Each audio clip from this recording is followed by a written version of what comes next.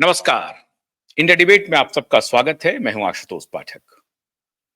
दोस्तों, कल मैंने आपको दिखलाई थी एक पत्नी के अहंकार की बात, और पत्नी थी जया भादुड़ी बच्चन। और वो भी राज्यसभा में उच्च सदन में किस प्रकार से वक्तव्य दे रही थी।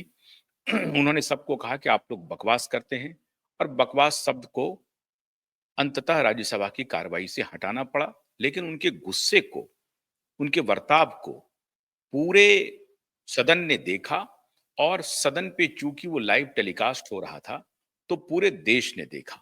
बाद में हमने भी उसका जिक्र किया और आपको वो वीडियो दिखाया, जिस वीडियो में बकवास शब्द का एडिट किया हुआ था, क्योंकि राज्यसभा की कार्रवाई से हटा दिया गया।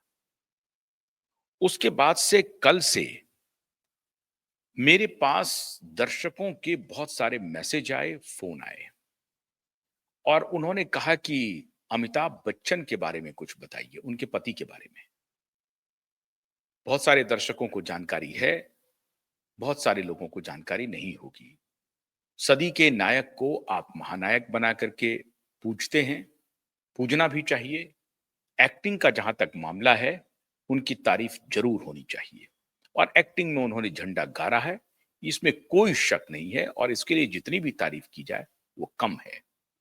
लेकिन एक व्यक्ति का ये एक चेहरा है, उसका दूसरा चेहरा बेहद घिनौना है, बेहद गंदा है। और इसीलिए बहुत सारे लोग कहते थे, और आज मैं उन सब का वीडियो बाइट भी दिखाऊंगा, लेकिन बहुत सारे लोग कहते थे कि पति पत्नी में भी नहीं बनती है, दोनों अलग रहते हैं। अब इसकी सच्चाई क्या है ये तो पति पत्नी ही जाने, लेकिन जिनके हवाले से खबर आ रही थी, अब वो इस दुनिया में नहीं है। लोग कहते हैं कि उस दौरान पति पत्नी के बीच में झगड़ा चल रहा था।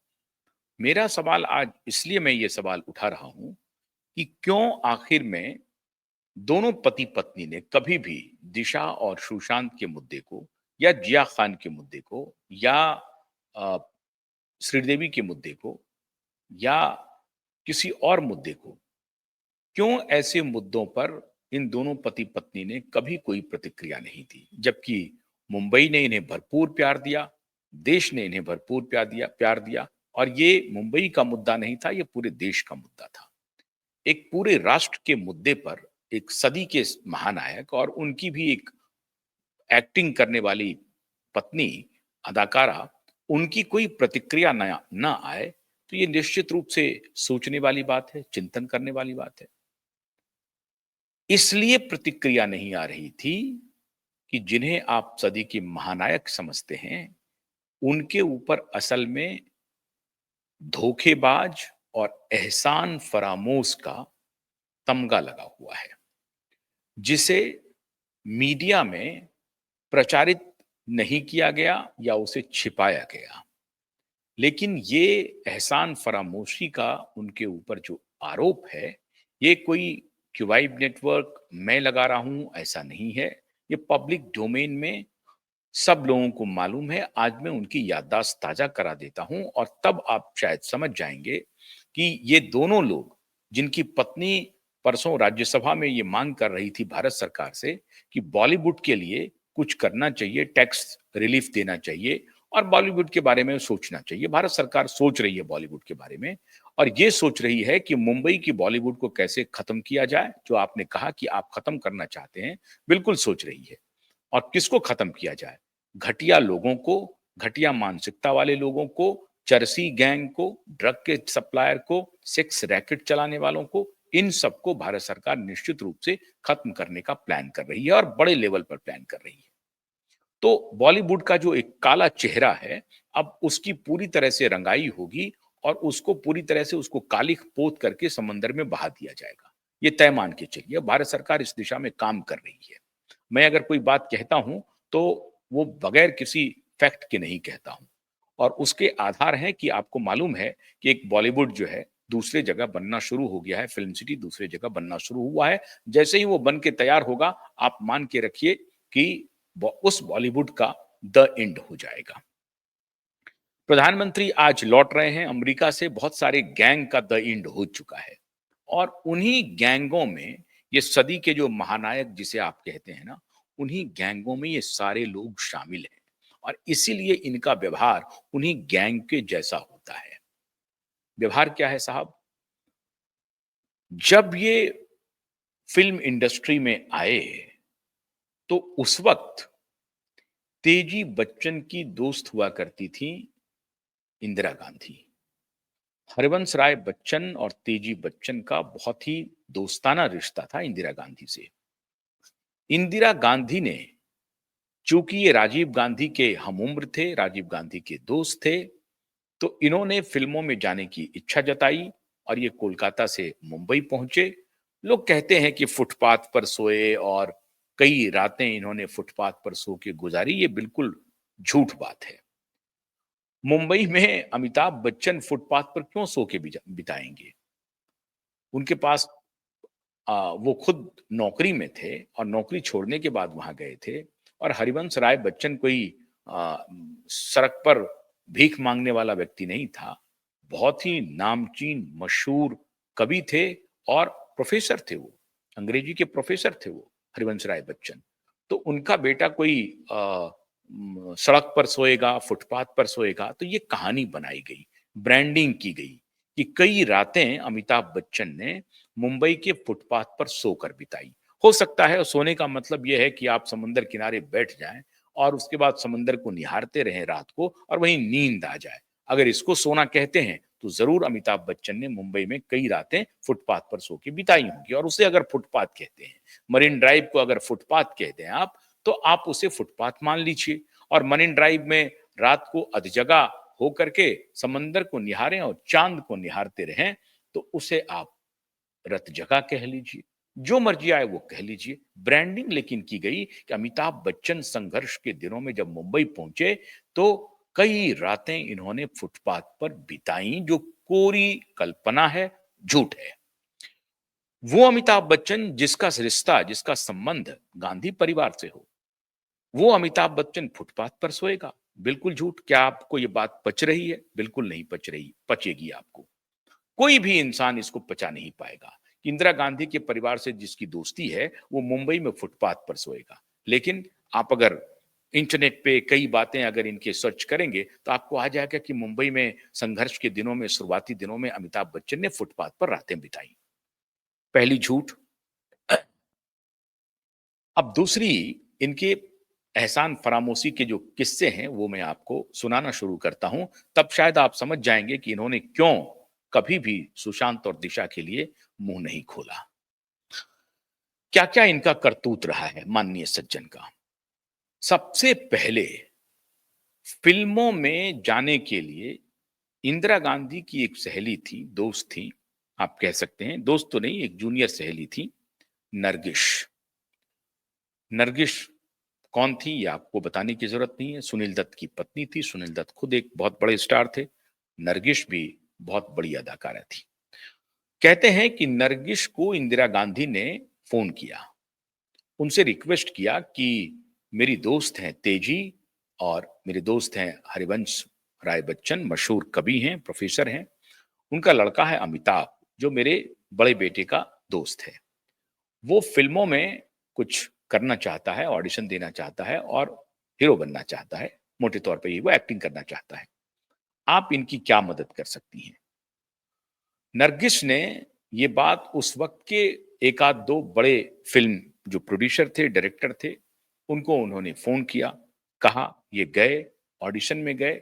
अब उस वक्त ये काफी लंबे कद के थे, पतले दुबले थे, तो प्रोड्यूसर डायरेक्टर को बात बनी नहीं, जची नहीं, इनको रिजेक्ट कर दिया। रिजेक्ट कर दिया तो फिर इंदिरा गांधी तक संदेश आया कि भाई क्यों रिजेक्ट कर दिया गया। मैं उस डायरेक्टर और प्रोड्यूसर का नाम नहीं बताना चाहूंगा, वो ठीक नहीं होगा। उनको रिजेक्ट कर दिया।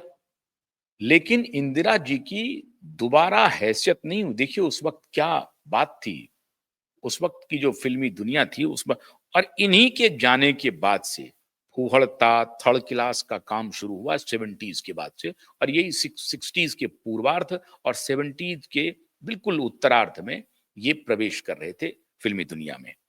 तो उस वक्त इनके जाने के बाद से ही फिल्मों में इन्होंने बहुत अच्छी फिल्में दी हैं, ये मैं नहीं कह रहा हूँ, लेकिन पूरा जो इंडस्ट्रियल फुहड़ता है, वो दौर लगभग अगर आप आकलन करें तो इनके ही ज़माने से शुरू हुआ। खैर, तो इंदिरा गांधी की फिर दोबारा हिम्मत नहीं हुई कि नरगिस को फ़ोन करके दबाव डालें कि आप इन्हें दोबारा फ़िल्म में ऑडिशन के लिए उनको भेजिए। वो दौर था, मतलब एक्टिंग कला उनकी बड़ी पूछ थी। उस वक्त वो अमिताभ बच्चन उनके ऑडिशन के मापदंड पे खरे नहीं उतरे, उन्होंने रिजेक्ट कर दिया। बाद में हो सकता है कि बहुत अच्छा इन्होंने अपने आप को डेवलप किया, अब डेवलप कर ही लिया। आप अब तो सदी के महानायक आप कह ही रहे हैं उनको। तो लेकिन इंदिरा गांधी ने दोबारा हिम्मत नहीं की दबाव बनाने की। मतलब उस वक्त भी प्रधानमंत्री की अपनी सीमा होती थी और कलाकारों को उस स्तर तक वो दबाव डाल करके किसी फिल्म में एंट्री नहीं दिला सकती थी। ये तो हुआ उस वक्त का उच्च मापदंड। खैर साहब, उसके बाद उन दिनों वहां बात नहीं बनी। नरगिस ने भी मना कर दिया। नरगिस ने फिर कोशिश की, सुनील दत्त साहब भी, बाद में सुनील दत्त ने जो इनके ऊपर एहसान किया वो अद्भुत है। उसके बाद महमूद साहब ने, जो हास्य अभिनेता थे, कहते हैं कि महमूद साहब की बड़ी कृपा रही और उनके ही कहने पर इनको फिल्म में ब्रेक मिला। फिर आया कादर खान साहब का, फिर सुनील दत्त साहब का, फिर मनमोहन देसाई का, बी आर चोपड़ा का। इन सारे लोगों की बड़ी भूमिका रही इन्हें अमिताभ बच्चन बनाने में। इन सब ने इन्हें एक तरह से अमिताभ बच्चन बनाने में बड़ी भूमिका अदा की। लेकिन कादर खान के साथ कहते हैं कि ये इन्होंने ऐसी दुश्मनी निकाली कि उनके स्क्रिप्ट को या कादर खान की एक्टिंग को ये बर्दाश्त नहीं कर रहे थे और उनको फिल्मों से कई बार निकलवा भी दिया। और इसका उन्होंने खुद ही जिक्र किया है, कादर खान महोदय ने ही जिक्र किया है कि अमिताभ बच्चन का उनके ऊपर जो कुदृष्टि पड़ी तो उनको क्या क्या नुकसान हुआ। महमूद साहब, जिन्होंने उस दौर में इन्हें मदद किया जब ये कुछ नहीं थे, और जब महमूद को तकलीफ हुई कभी किसी जमाने में, तो अमिताभ बच्चन मुड़ के नहीं देखे उनकी तरफ। वो तो छोड़ दीजिए, एबीसीएल इनकी एक कंपनी थी और उस दौर में महमूद साहब के बेटे लकी अली कुछ इनसे फेवर कर चाह रहे थे। अमिताभ बच्चन ने सीधी मुंह बात करना भी उचित नहीं समझा महमूद के बेटे लकी अली से। ये है इनकी कहानी। मनमोहन देसाई, और जिन्होंने जंजीर में जो ब्रेक मिला था, इतने बड़े प्रकाश मेहरा, इतने बड़े डायरेक्टर जिन्होंने इनको ऐसी ऐसी फिल्में दी जिनसे इनकी पहचान बनी, ये अमिताभ बच्चन बने, लेकिन उनसे भी इनके रिश्ते खराब हो गए। मैं एक इंटरव्यू आपको आज सुनाना चाहता हूं जो अब इस दुनिया में नहीं है, लेकिन एक दौर में, हालांकि इनके साथ जो इनके रिश्ते बने तो बहुत सारे जो इनके प्रशंसक हैं अमिताभ बच्चन के, वो इन्हीं को कोसते हैं। लेकिन संयोग ऐसा है कि मैं जिस शख्स को आप आज मैं आपका इंटरव्यू सुनाने जा रहा हूं, उस शख्स से, और उस दौर में जब अमिताभ बच्चन हास्य पर खड़े थे, तो मैं टेलीविजन इंडस्ट्री में प्रवेश कर रहा था। और ये 90 99 99 98 की बात रही होगी, जब हम लोग दूरदर्शन के लिए रिपोर्टिंग कर रहे थे एक खास कार्यक्रम को लेकर के। और मैं स्वयं, आज मैं वो भी वृत्तांत आपको बताना चाहता हूं, मैं स्वयं दूरदर्शन के उस प्रेस कॉन्फ्रेंस में बतौर रिपोर्टर मौजूद था। अमिताभ बच्चन को 9 करोड़ का चेक सौंपना सौंपना था दूरदर्शन को, और दूरदर्शन का इनके ऊपर बकाया था। और वो चेक लेकर के आए थे श्रीमान अमर सिंह। और कहा जाता है कि अमर सिंह को वो चेक जो दिया था, वो दिया था श्रीमान सुब्रत रॉय सहारा ने। सहारा ग्रुप के मालिक, चेयरमैन श्रीमान सुब्रत रॉय सहारा ने वो चेक दिया था।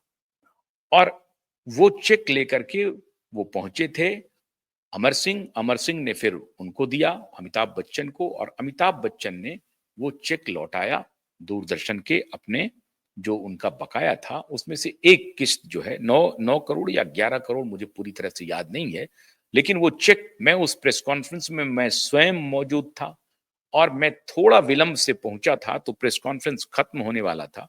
खत्म होकर के जब कॉरिडोर, जो दूरदर्शन का मंडी हाउस है, वहां से जब ये निकल रहे थे, तो मैं जाकर के आनन-फानन में, उन दिनों मैं आंखों देखी में हुआ करता था। मैंने माइक लगाया, इन्होंने खड़े होकर के मुझे इंटरव्यू दिया, साउंड बाइट दिया, वीडियो बाइट दिया, जो भी था।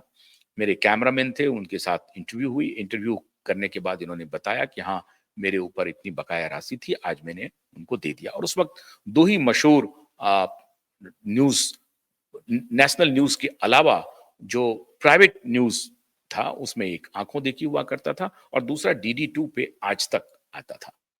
तो आँखों देखी में फिर वो पूरा न्यूज़ ब्रॉडकास्ट हुआ दूरदर्शन पे ही, और दूरदर्शन में ही चूँकि वो प्रेस कॉन्फ्रेंस हो रहा था, तो खबरें चली।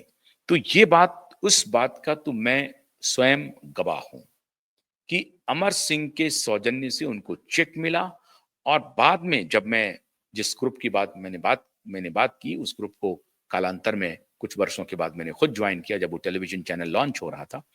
तो वहां से भी मुझे पता चला कि ये पैसे सहारा स्त्री की तरफ से आए थे, और बाद में अमिताभ बच्चन सहारा ग्रुप के बोर्ड ऑफ डायरेक्टर्स में भी थे शामिल। ये भी थे, इनकी पत्नी, इनकी पुत्र बहू भी थी, ऐश्वर्या राय भी थी।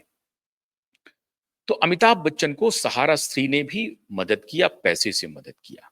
अब मैं आपको वो इंटरव्यू सुना रहा हूं कि कैसे प्रकाश मेहरा हो, या मनमोहन देसाई हो, या बी आर चोपड़ा हो, या महमूद हो, या कादर खान हो, या सुनील दत्त हो, इन सबके साथ इन्होंने एक प्रकार से एहसान फरामोशी की, ये आरोप लग रहे हैं। और जब भी इनको इस मुद्दे पर पूछा जाता है, तो ये बिफर पड़ते हैं। ये मैंने कल कल आपको बताया था कि ये शालीन एरोगेंट हैं। शालीन एरोगेंट का तात्पर्य ये हुआ कि जब इनसे आप अनकंफर्टेबल सवाल पूछेंगे, तो इनकी सारी शालीनता भंग हो जाती है। एक एग्जांपल दे रहा हूं। पूजा बेदी, जो कबीर बेदी की बेटी हैं, पूजा बेदी ने इनसे एक इंटरव्यू में सवाल किया कि आपके बाल के रंग काले हैं और दाढ़ी के रंग उजले हैं। उस वक्त ये इंटरव्यू ब्रॉडकास्ट होना था स्टार न्यूज पे। अमूल का स्पॉन्सर्ड प्रोग्राम था, और वो स्टार न्यूज पे चलता था वो कार्यक्रम। तो पूजा बेदी ने इनसे पूछ लिया। अब ये जो सवाल पूछा, तो उसका वो सही सही जवाब दे नहीं पाए, या उनको बात बुरी लग गई। बाद में पूजा बेदी ने इसकी चर्चा अपने एक इंटरव्यू में की। उन्होंने कहा कि मैंने उनसे ना तो बोफोर्स के मुद्दे पर सवाल पूछा, ना ही उनसे उनके अफेयर पर कोई सवाल पूछा, लेकिन अमिताभ बच्चन इतने नाराज हो गए कि वो जब घर गए, उसके बाद वहां पे चैनल के जो प्रमुख थे, उनको फोन किया, उनको कहा कि ये इंटरव्यू ब्रॉडकास्ट नहीं होना चाहिए। वो इंटरव्यू ब्रॉडकास्ट नहीं हुआ, और बाद में मुझे एक इंटरव्यूअर के रूप में अपनी नौकरी भी गंवानी पड़ी, मुझे वहां से निकलवा भी दिया। ये हैं अमिताभ बच्चन, ये हैं सदी के महानायक, ये हैं इनकी शालीनता। ये अमिताभ बच्चन। अब ये आरोप ना तो क्यूबाइम नेटवर्क लगा रहा है, ना आशुतोष पाठक लगा रहा है। ये आपको सर्च करेंगे, आपको ये बहुत सारे इस तरह के कंप्लेन मिल जाएंगे आपको इंटरनेट पे। तो पूजा बेदी ने ये खुलासा किया कि उन्होंने मुझे एक प्रकार से मेरा जो असाइनमेंट था, उससे निकलवा दिया। कादर खान की भी यही शिकायत थी कि उनको वो फिल्मों से निकलवा देते थे। मुकेश खन्ना, आपको याद होगा, बहुत ही चर्चित भीष्म, महाभारत के भीष्म। मुकेश खन्ना जिन दिनों फिल्म इंडस्ट्री में आए, तो उनकी चाल और उनकी आवाज थोड़ी बहुत इनसे मिलती थी। तो इन्होंने कहीं पर वक्तव्य दिया कि साला शब्द का इस्तेमाल किया कि साला मेरा कॉपी करता है। और ये बात मैं नहीं कह रहा हूं, कि वाइब नेटवर्क नहीं कह रहा, ये बात स्वयं मुकेश खन्ना ने कहीं पे अपने क्लोज एसोसिएट के बीच में इसका इसका खुलासा किया कि अमिताभ जी को मैं इतना इज्जत करता हूं, और वो मेरे बारे में ऐसा सोचते हैं। और कई बार मुकेश खन्ना को इसकी कीमत भी चुकानी पड़ी। अब उनका चेहरा मिलता हो, या उनका हाव भाव मिलता हो, तरीका मिलता हो, भाई बड़े स्टार थे, कोई कॉपी कर भी सकता है, इसमें क्या बात है। मैं आपको एक वाकया सुनाता हूँ, बहुत ही मशहूर गायक थे अनवर हुसैन। अनवर नाम सुना होगा आपने। मुझसे का भूल हो गई, जो ये सजा हमका मिली, ये गाना बहुत ही चर्चित हुआ था। तो एक बार वो रफ़ी साहब का कुछ गीत गा रहे थे, वो ये उनकी उनकी आवाज़ को रफ़ी साहब ने सुना, तो कहा कि साहब ये मैंने तो ये गाना गाया नहीं। तो कहा नहीं साहब ये आपकी आवाज़ नहीं है, आपकी आवाज़ जैसी ही एक आवाज़ फ़िल्म इंडस्ट्री में आई है, उसका नाम है अनवर। तो बड़ी तारीफ़ किया मोहम्मद रफ़ी साहब ने। और किशोर कुमार ने कहा कि ये दूसरा मेहदी हसन बनेगा। ऐसी तारीफ़ करने के चलन थे उस बॉलीवुड में। वो जो पुराना क्योंकि कोई कॉम्पिटिशन नहीं था ना, वो बौने लोग कॉम्पिटिशन करते हैं। तो ये बौने लोग थे असल में। इनको शुरू में जो संघर्ष हुआ, तो सारा माल खुद ही खा लेना चाहते थे। सारा सक्सेस खुद पा लेना चाहते थे, दूसरे का सक्सेस देखना नहीं चाहते थे। और इसीलिए राजेश खन्ना को भी कहते हैं कि बहुत अहंकार ने उनको भी डुबोया और अमिताभ बच्चन को भी उसके अहंकार ने ऐसा डुबोया कि घर की नीलामी करने की नौबत आ गई।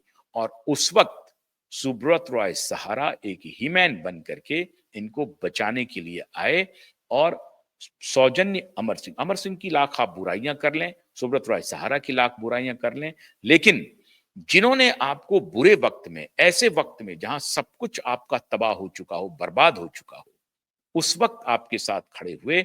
और केबीसी, इसका भी मैं गवाह हूं, केबीसी के जो प्रोड्यूसर थे बासु साहब, उस वक्त सहारा लॉन्च हो चुका था, टेलीविजन चैनल लॉन्च हो चुका था। और मैं खुद केबीसी के जो प्रोड्यूसर हैं बासु साहब, उनसे मैं न्यूज रूम में बातचीत कर रहा था।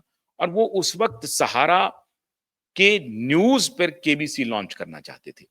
खबर आई कि नहीं नहीं वो सहारा के इस पर नहीं जाना चाहते हैं। और तब उनका स्टार से समझौता हुआ और फिर स्टार नेटवर्क पे केबीसी लॉन्च हुआ। और केबीसी से अमिताभ बच्चन को फिर दूसरी बार एक लीज ऑफ लाइफ मिला। वरना जिस आर्थिक तंगी में अमिताभ बच्चन चले गए थे, लोगों की वो दया के पात्र बन गए थे। और ये दया का पात्र जो है, अमिताभ को परिस्थिति ने नहीं बनाया, अमिताभ के व्यवहार ने अमिताभ को बनाया। जो व्यवहार, लोग कहते हैं कि राजेश खन्ना जब ढलान पर आना शुरू हुए थे, तो राजेश खन्ना की भी यही हालत हो गई थी, वो भी अहंकार में डूब गए थे। और जब उनका भी सितारा गर्दिश में गया, तो लोगों ने देखा राजेश खन्ना के साथ क्या हुआ। अमिताभ बच्चन ने एहसान फरामोशी की एक प्रकार से कीर्तिमान बनाया है। ये मैं नहीं कह रहा हूं, ये लोग कह रहे हैं। और जिन जिन लोगों ने इन्हें साथ दिया, उन सबको ये मुड़ के नहीं देखे। अब आते हैं इनके परिवार में एक एहसान फरामोशी। हालांकि मैं उससे इत्तेफाक नहीं रखता हूं, क्योंकि इनके जो भाई हैं अजिताभ बच्चन, उन्होंने हो सकता है कि इनके नाम का बेजा इस्तेमाल किया हो, ये इनका अंदरूनी मामला हो। लेकिन ये बात सही है कि अजिताभ बच्चन शुरुआत में अपने भाई को अमिताभ बनाने के लिए बड़ी मेहनत किया था। और बिजनेस पार्टनर थे, वो इनके मैनेजर भी रहे। बाद में इनका अपने भाई से ही रिश्ता टूट गया। ये बड़े भाई थे और इनके और छोटे भाई की मुलाकात तभी होती थी जब पिताजी इन दोनों को बुलाते थे। अन्यथा जब तक ये पिताजी रहे, मतलब जब तक हरिवंश राय बच्चन जिंदा रहे, तो ये दोनों मिलते रहे। अब तो ऑलमोस्ट मुलाकात ना के बराबर होती। अभी क्या स्थिति है मुझे नहीं मालूम, लेकिन अपने भाई से भी इनका रिश्ता टूट गया। लोग कहते हैं कि जो व्यक्ति अपने भाई को नहीं संभाल पाया, वो बॉलीवुड के अन्य लोगों से उनका रिश्ता क्या रहेगा। तो चाहे सुनील दत्त हो, चाहे महमूद हो, चाहे कादर खान हो, चाहे अब इनके इनके जो अफेयर हैं, उसमें रेखा को तो लोग कहते हैं कि एक बार इन्होंने रेखा को थप्पड़ भी जड़ दिया था। परवीन बॉबी के साथ इनका लंबा रिलेशन चला, लेकिन उनके साथ भी इन्होंने अच्छा व्यवहार नहीं किया। तो इसके अलावा एक एक मशहूर डांसर हुआ करती थी, जिस वक्त ये परवीन बॉबी के साथ थे, रेखा के साथ थे, उस वक्त ही एक डांसर के साथ भी इनका संबंध चल रहा था। देखिए, ये उनका व्यक्तिगत मामला है अमिताभ बच्चन जी का। अमिताभ बच्चन जी स्वतंत्र हैं, जिन किसी के भी साथ उनको दिल लगानी हो, तो ये उनका व्यक्तिगत मामला है। लेकिन जिस व्यक्ति ने अमिताभ बच्चन को बुरे वक़्त में सहारा दिया, उनको मदद की, एक इंसान की इंसानियत ये कहती है कि वो ऐसे व्यक्तियों को ना भूले, उनके साथ खड़े रहें। खराब भी है, तो भी उन्हें कहें कि हाँ, मैं इनकी बाकी चीज़ों से सहमत नहीं हूँ, लेकिन चूँकि इन्होंने मुझे बुरे वक़्त में साथ दिया है, तो मैं इनके साथ हूँ। आप हैरान हो जाएँगे, अमर सिंह अमर सिंह, अब मैं आपको अमर सिंह की वो प्रतिक्रिया सुना रहा हूँ, जिसमें अमर सिंह का दर्द छलका था। और अमर सिंह से जब सारे लोगों ने दूरियां बढ़ाई, तो उन्हें उम्मीद नहीं थी कि अमिताभ बच्चन उनसे दूरियां बढ़ा लेंगे। अमिताभ बच्चन उनसे दूरियां बढ़ा लिए और जब उनकी मौत हुई, तो पता नहीं उनके परिवार से ये मिले कि नहीं मिले। सुब्रत राय सहारा की जब मौत हुई थी, तो आपने देखा ही कि मुंबई में उस वक्त मैंने शो किया था, तो ये गए थे मुंबई का जो स्टार होटल है, उसमें वो शायद मिल करके अपनी खाना पूर्ति कर गए। मैंने तो कभी उनकी तस्वीर लखनऊ में उनकी पत्नी के साथ नहीं देखा। अब जरा एक बार अमर सिंह की जुबानी सुन लीजिए अमिताभ बच्चन के एहसान फरामोशी को। उनकी कहानी शुरू हुई जब वो मुंबई आए, सड़कों पर सोते थे, तो अपने घर में महमूद ने रखा ही नहीं, बल्कि पहली फिल्म बनाई बॉम्बे टू गोवा अरुणा ईरानी जी के साथ। पहले निर्देशक थे एस रामानाथन। या एस रामानाथन अपनी जमानत फिल्म को पूरा करने के चक्कर में उनके बंगला का चक्कर काटते काटते मर नहीं गए? क्या महमूद का यूट्यूब अब भी जीवंत नहीं है, जिसमें उन्होंने स्पष्ट कहा कि अमिताभ तुमने मेरे साथ जो किया और किसी के साथ नहीं करना? महमूद के बाद फिर नाडियाडवाला के बाद अमजद खान के बाद मनमोहन देसाई और प्रकाश मेहरा, जादूगर और तूफान का झगड़ा, और उसके बाद उन दोनों व्यक्तियों के साथ कभी भी फिल्म में काम न करने का निर्णय। और जिस वक्त का ये मामला है, उस वक्त उनका आर्थिक प्रबंधन उनके छोटे भाई अनुज श्री अमिताभ बच्चन देखते थे। तो उनका पहला बयान आया कि मेरे नाम का गलत इस्तेमाल हुआ है। यह बयान भी थोड़ा सपाट बयान नहीं था।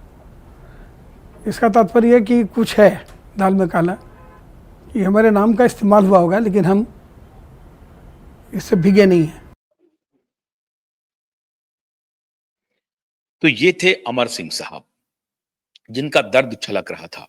अब अमर सिंह और अमिताभ बच्चन के बीच के रिश्ते को मैं खुद एक एक एक घटना से आपको बताता हूं। अमिताभ बच्चन जी का अमर सिंह जी का जन्मदिन था और ये दिल्ली में एक मंदिर का उद्घाटन हो रहा था। वो मंदिर था अक्षरधाम। उद्घाटन हो चुका था, नया मंदिर था, बहुत कम लोग गए थे उस मंदिर में। अमर सिंह ने 50 लाख रुपए का अनुदान किया था, भेंट किया था अक्षरधाम मंदिर को अपने जन्मदिन के अवसर पर। मैं उस वक्त भी मौजूद था, मैं उसका साक्षी हूं। और वहां अमिताभ बच्चन और अमिताभ बच्चन के पुत्र अभिषेक बच्चन दोनों आए थे। अमर सिंह इस प्रकार से विचलित हो जाते थे कि थोड़ी सी दूरी पर अगर कहीं मीडिया वाले अगर घेर लेते थे अमिताभ बच्चन जी को, तो विचलित हो जाते थे और उनको बोलने लगते थे कि अमिताभ जी किधर गए, अमिताभ जी किधर गए, क्योंकि भीड़ बहुत ज्यादा हो जाती थी। तो ये उनका रिश्ता था अमिताभ को लेकर के। ठीक है, अमिताभ के साथ जो बोनहोमी था, जो रिश्ता था, उसको आप कह सकते हैं कि पॉलिटिकली इनकैश कर रहे होंगे अमर सिंह। बहुत सारी गंदगी की भी चर्चा होते रहती है, लेकिन मुझे नहीं मालूम कि उसकी कितनी सत्यता है। लेकिन बहुत सारी बातें हुई, वो आपने राडिया टेप देखा होगा, राडिया टेप में बहुत सारे खुलासे हुए हैं। तो अमिताभ बच्चन के बारे में कि वो कितने एहसान फरामोश हैं, ये इंडस्ट्री जानती है, अहंकारी भी हैं। ये पूजा बेदी की जुबानी आप सुन सकते हैं और ऐसे बहुत सारे लोग हैं जिनका करियर अमिताभ बच्चन जी ने फिनिश किया और अपने शालीन अहंकार से उन्होंने फिनिश किया। और बहुत सारे ऐसे लोग हैं जिन्होंने इन्हें मदद किया, लेकिन इन्होंने उन्हें मदद नहीं किया। इसी को तो कहते हैं एहसान फरामोशी। तो पत्नी का जो अहंकार आपने राज्यसभा में देखा, पति का ये एहसान फरामोशी के किस्से भी आज मैंने आपको सुनाए हैं। और यही कारण है कि ये दोनों पति पत्नी बॉलीवुड में किसी भी सूरत में ऐसे किसी कुकृत्य के ऊपर कभी भी जुबान नहीं खोलेंगे। इनकी कोई नैतिक ताकत नहीं है कि दिशा या सुशांत या जिया या श्रीदेवी इनकी मौत पर कुछ बोलेंगे नहीं। और मैंने कल भी आपको उदाहरण दिया था शत्रुघ्न सिन्हा का, तो ये कभी नहीं बोलेंगे। आप इनसे अपेक्षा मत रखिए। तो इस बॉलीवुड को, जिस बॉलीवुड में एहसान फरामोश दगाबाज लोग रहते हों, ये आरोप है, मैं नहीं कह रहा हूं, एहसान फरामोशी का आरोप है, दगाबाजी का आरोप है, और ये चर्चित फैक्ट्स हैं जो मुंबई का बच्चा बच्चा, देश के लोग भी जान जाएंगे। तो ये लोग जानते हैं, ऐसे एहसान फरामोश के आरोप लगने वाले बॉलीवुड, ऐसे दगाबाज के आरोप लगने वाले बॉलीवुड को हमारी मोहतरमा ये कह रही हैं, माननीय सांसद, कि भारत सरकार उस इंडस्ट्री को बर्बाद करना चाहती है। बर्बाद सरकार नहीं कर रही है, बर्बाद आप लोग कर रहे हैं, आवाज दर्शकों ने किया था। बर्बादी का सेहरा आप जैसे लोग हैं, जिन्होंने बॉलीवुड को एक प्रकार से तबाह करने में अपनी पूरी भूमिका अदा की है। वरना अगर आज भी आप अच्छे होते, सच्चे होते, तो दिशा और सुशांत के लिए सवाल उठाते और उस पर लड़ते, उसको कहते कि ये जो घटना हुई है ये ठीक नहीं है। बॉलीवुड जिस तरह से ड्रग के रास्ते पर जा रहा है ये ठीक नहीं है। कहेंगे कैसे? आपके अपने ही घर में आपकी स्वयं की बेटी पर यह आरोप लगता है कि वो भी अ, नशीली पदार्थों के सेवन में कहीं लेते हुए किसी पार्टी में पकड़ी गई थी। वो करण जौहर की पार्टी थी, एकता कपूर की पार्टी थी, किसकी पार्टी थी नहीं मालूम, लेकिन इसके वीडियो आपको बहुत सारे रील्स में मिल जाएंगे। तो आप कहेंगे कैसे? तो साहब, आप ये ना कहें कि सरकार बॉलीवुड को बर्बाद करना चाहती है। आप जैसे कैरेक्टर बॉलीवुड के लिए दाग हैं। सफलता जो मिली है ना, वो दर्शकों की वजह से मिली है और प्रोड्यूसरों, डायरेक्टरों, निर्देशकों, इनकी वजह से, म्यूजिक डायरेक्टर, लिरिसिस्ट, इनकी वजह से मिली है। आपकी कोई भूमिका नहीं है। हाँ, आपने एक्टिंग अच्छी की है, तो एक्टिंग का जितना आपको रिवार्ड मिलना चाहिए, आपको मिला है। फिल्म इंडस्ट्री की बर्बादी का सेहरा आप ही जैसे लोगों पर है।